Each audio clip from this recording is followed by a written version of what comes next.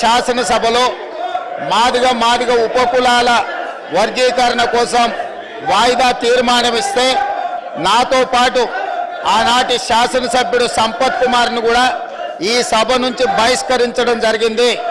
గత ప్రభుత్వం ఏబిసిడి వర్గీకరణ మీద కేంద్రానికి ప్రధానమంత్రికి విజ్ఞప్తి చేయడానికి అఖిల పక్షాన్ని తీసుకెళ్తామని చెప్పి తీసుకుపోకుండా మాదిగ సోదరులను మోసం చేయడం జరిగింది.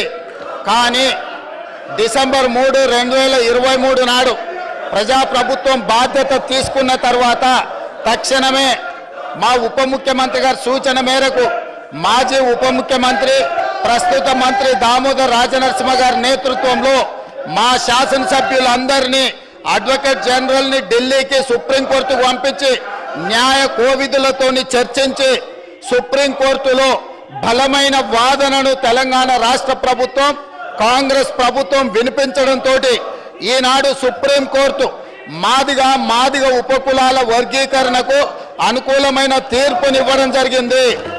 నేను మనస్ఫూర్తిగా సుప్రీంకోర్టు కాన్స్టిట్యూషనల్ బెంచ్కు రాజ్యాంగ ధర్మాసనానికి మనస్ఫూర్తిగా కృతజ్ఞతలు తెలియజేస్తున్నా. 7 మంది జడ్జిలలో 6 మంది జడ్జిలు రాష్ట్రాలకు ఏబిసిడి వర్గీకరణ చెయ్యడానికి అనుమతి ఇచ్చింది.